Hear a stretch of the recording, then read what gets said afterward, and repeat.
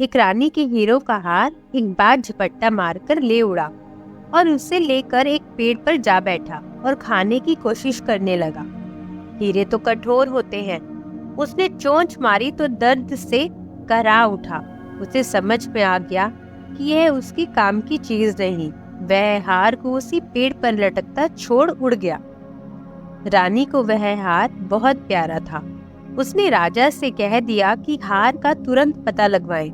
राजा ने कहा कि दूसरा हार बनवा देगा, लेकिन रानी ने जिद पकड़ ली कि उसे वही हार चाहिए।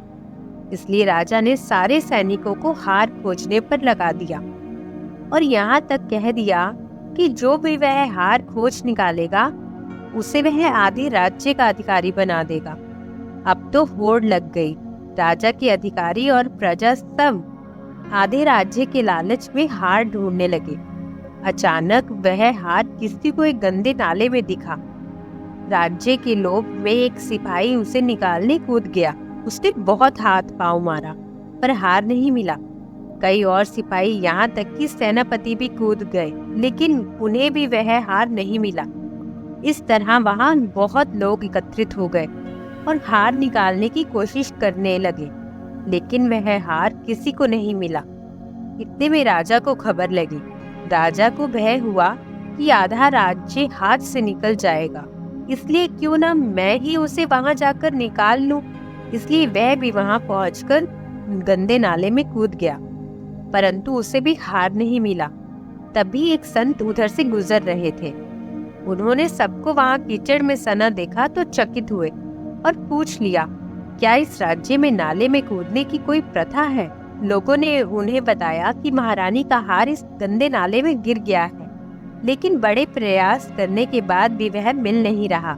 संत हंसने लगे और बोले, आप उस हार को गलत जगह ढूंढ रहे हैं, क्योंकि वह हार इस नाली में नहीं बल्कि इस नाली के ऊपर पेड़ की टहनी पर लटका है। नीचे नाली में तो केवल उसकी परछाई दिख रही है।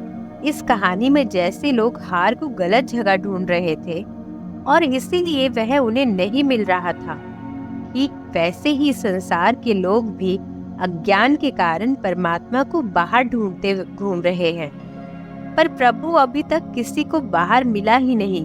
ऐसा इसलिए क्योंकि वह कहीं बाहर नहीं, वह तो अपने अंदर ही मौजूद है।